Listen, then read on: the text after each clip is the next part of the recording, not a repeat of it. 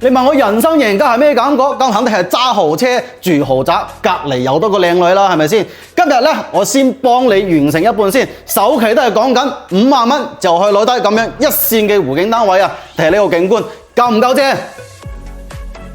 我咧係120立方嘅示範單位，但係咧佢呢邊嘅實用率去到130%，亦即係話去到160幾嘅實用面積俾到你，亦即係話咁樣120方嘅面積可以俾到你住大平層嘅感覺。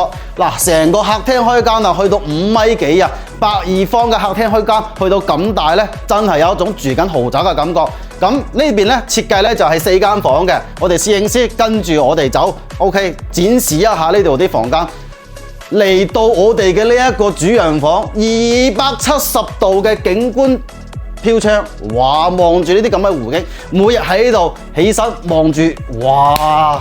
真係成個人都精神晒啦，係咪先？嗱，呢邊咧主人房大之餘咧，佢仲俾多一個贈送空間俾你，攞嚟做女主人專用嘅衣帽間，加埋呢個化妝間，女主人嘅天堂呢度俾到你老婆，你老婆都少同你嗌2句啦，係咪先？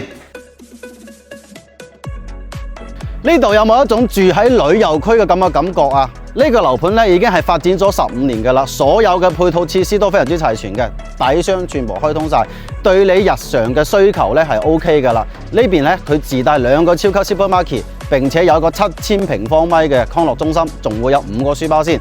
咁我哋而家目之所及，橋嗰度隔離咧就係返香港去珠海拱北口岸同埋中山嘅直通巴士。咁去到珠海嘅拱北口岸咧，都係僅只需要20分鐘嘅車程嘅啫。咁你想要呢個樓盤嘅詳細資料包，或者想對比呢個樓盤嘅優劣勢嘅，喺評論區留低3個咯，我將詳細資料 send俾你。